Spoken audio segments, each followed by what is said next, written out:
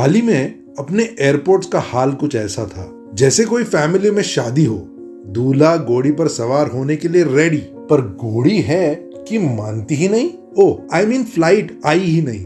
और इस कपल का हाल तो देखो, अपनी ही शादी में बेगाने हो गए। खुद की ही शादी का रिसेप्शन अगर कोई ऑनलाइन अटेंड करे तो ऐसा तो पहली बार ही हुआ होगा। अब बताओ, कोई गाली कैसे न दे? अभी मैं गाली नहीं दे सकता। नहीं, गाली नहीं देना। अब फैमिली देखती है। किसी को हॉस्पिटल पहुंचना था, मेरी बात प्रेग्नेंट है। किसी का शो कैंसिल हो गया, I hate to tell you this, but because of flight cancellation. किसी को एग्जाम देनी थी, नहीं पहुंच पाए। एक दिन में 1000 फ्लाइट्स कैंसिल। शायद कोई वर्ल्ड रिकॉर्ड ही होगा। ये इंडियन एयरपोर्ट्स कम एक हॉरर हाउस लग रहे थे, जहां से लोग बाहर निकलने के लिए सिर्फ मर रहे हो। पहले जब ये न्यूज आई तो लगा कोई बर्ड हिट होगी, पर इतने सारे बर्ड्स ना, इम्पॉसिबल। आजकल पोल्यूशन का कुछ भरोसा नहीं। नहीं, वेदर होगी। नहीं यार, एक साथ इंडिया भर की वेदर खराब नहीं हो सकती। तो फिर कुछ कहीं अहमदाबाद फ्लाइट क्रैश जैसा तो नहीं? मैकेनिकल फेलियर, पर सारे इंजिन्स और वो भी एक साथ? फॉर ए चेंज जब न्यूज चैनल्स को देखा तो इस नेशनल बवासीर का असली विलन पता चला, इंडिगो एयरलाइंस। तब सोचा, साला एक एयरलाइन सारे फसाद की जड़ कैसे हो सकती है? तो स्टोरी कुछ इस प्रकार है। 90s के दशक में जब इंडिया ने लिबरलाइजेशन की पॉलिसी अडॉप्ट की, उसके बाद इंडियन एविएशन सेक्टर में कई नई एयरलाइंस उतरी, जैसे कि एयर इंडिया, इंडियन एयरलाइंस, इंडिगो, विस्तारा, आकाशा, स्पाइस जेट, जो दिन की कुछ 3000 फ्लाइट्स कवर करती थी। According to Nancy Pearcey, competition is always a good thing. It forces us to do our best. A monopoly renders people complacent and satisfied with mediocrity. अर्थात जब कंपटीशन हो तो अल्टीमेटली कस्टमर्स का ही फायदा होता है, और वही उस जमाने में इंडिया में हो रहा था। पर आज इंडियन एविएशन सेक्टर बदल गया है। सिर्फ 2 मेजर प्लेयर्स बचे हैं, इंडिगो और एयर इंडिया, और दोनों ही प्राइवेट प्लेयर्स हैं अब। और इसमें से आधे से ज्यादा फ्लाइट्स तो इंडिगो की चलती है।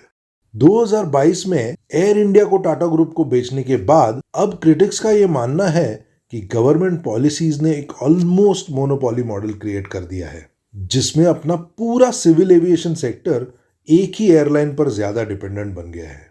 इंडिगो का नेटवर्क इतना बड़ा है कि अगर उसको सर्दी भी लग जाती है तो पूरे सिविल एविएशन सेक्टर में बुखार आ जाता है। कुछ लोगों को तो इंडिया के महाराजा की भी याद आती है। अगर इंडिया के पास अपने गवर्नमेंट एयरप्लेन्स होते तो शायद हम ये प्रॉब्लम नहीं तो कम से कम ये लोगों की परेशानी तो दूर कर सकते थे। हमारा छोड़ो यार लोगों की परेशानी, गवर्नमेंट कोई कस्टमर केयर सर्विस थोड़ी ना है।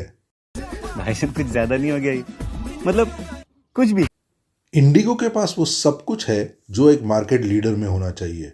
60+% का मार्केट शेयर, हजारों करोड़ का प्रॉफिट और हार्डली कोई कंपटीशन से याद आया, अपने पास एक कंपटीशन लॉ भी है, साल 2002 में पास किया गया था, और जिसके सेक्शन 4 के क्लॉज 1 के हिसाब से नो एंटरप्राइज और group shall abuse its dominant position. अब जरा सोचो, और कितनी डोमिनेंट पोजीशन में होनी चाहिए एक कंपनी कि फिर ये लोग एक्शन लेंगे। यहां तक तो ठीक था, पर आता है कहानी में एक ट्विस्ट।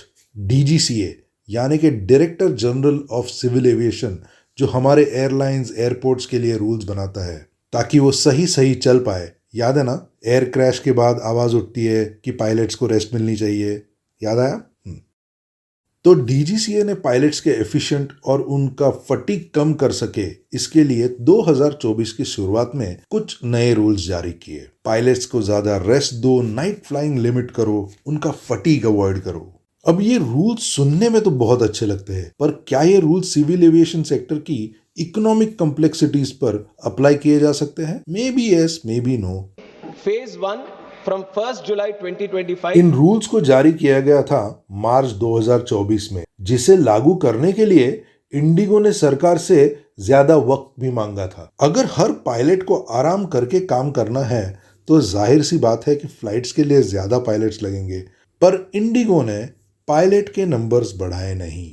इसी वजह से जब रूल्स लागू किए गए, इंडिगो के पास प्लेन्स तो है लेकिन उन्हें चलाने के लिए पायलट्स ही नहीं है, और जिसका डर था वही हुआ। तो एक फ्लाइट के कैंसिल होने से दूसरी फ्लाइट पर असर हुआ, और चेन रिएक्शन से आगे की फ्लाइट्स भी कैंसिल होती गई, जैसे कि एक डोमिनो इफेक्ट में होता है।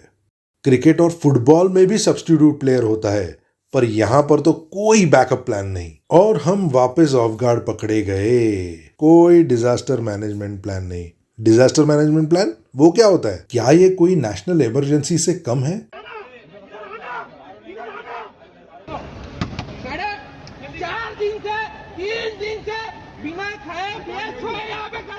और ये है बेचारे इंडिगो के पैसेंजर्स, इनका हाल तो पूछो ही मत। In the morning, my husband passed away.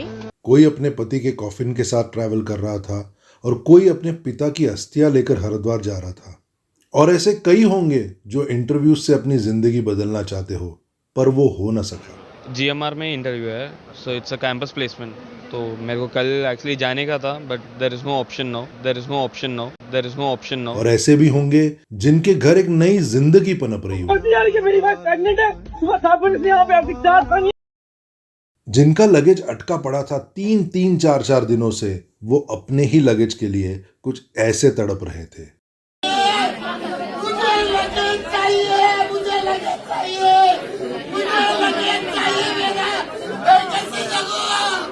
अपनी जनता न घर जा सकती थी, न होटल, न कहीं और।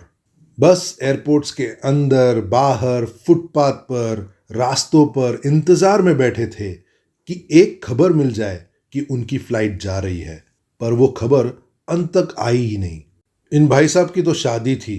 4 दिसंबर क्या हो गया? ये मेरी खुद की शादी में नहीं जा पा रहा। और गलती से भी ये मत समझ बैठना कि ये कोई खुशी के आंसू वाला सीन है। लोगों की तो लिमिट टेस्ट हो गई कि अब कोई अपनी सहनशीलता त्याग दे। मजबूरी में तो कपड़े तक उतार दिए लोगों ने। और हेल्प डेस्क काउंटर तो आपने देखा ही होगा, वहां पर तो जंग छिड़ी थी।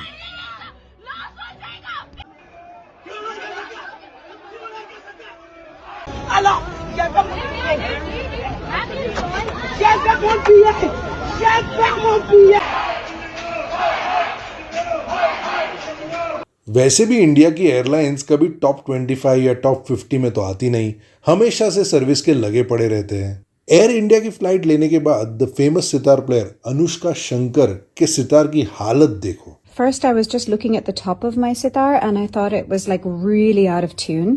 And after I tuned it, I picked it up to play, and that's when I realized.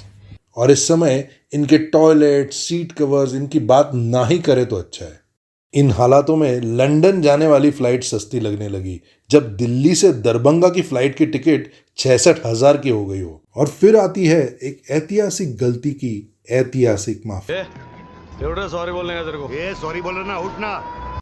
इसके बाद तो इंडिगो के सीईओ ने भी माफी मांग ली। क्यों? यही चाहिए था ना आपको। I want to share with you that we have experienced severe operational disruptions. पर डेमोक्रेसी में जिम्मेदारी, अकाउंटेबिलिटी तो बनती है ना दोस्तों। माननीय मंत्री जी ने तो साफ साफ कह दिया है, Indigo was supposed to manage the crew, was supposed to manage the roster through its day-to-day operations. And as a closing statement also, let me tell you that we are not taking this situation easily. We are doing an inquiry and we will take very, very strict action. पर क्या ये action काफी होगा? और जब public airports पर परेशान थी, यकीनन हमारे देश के मंत्री संतरी पार्लियामेंट में इस परेशानी का हल निकालते होंगे, है ना? नहीं। बहस कर रहे थे 12 घंटे वंदे मातरम ये मुद्दा बनाकर। और ये सब में तो हालत सिर्फ उनकी खराब हुई जो डीमोनेटाइजेशन की लाइन में बाहर खड़े थे, एटीएम के बाहर, बैंकों के बाहर, और जिन्होंने कोविड के पीक में 500 का रेमडेसिविर 40,000 में खरीदा था। और आप मुझे एक सेलिब्रिटी या फिल्म स्टार या क्रिकेट प्लेयर दिखाओ जो इन एयरपोर्ट्स की लाइनों में आपको दिखा हो। पिस्ता तो आखिर वही है। मैंने कहा ना, I am just the stupid common man. Stupid common man. Right.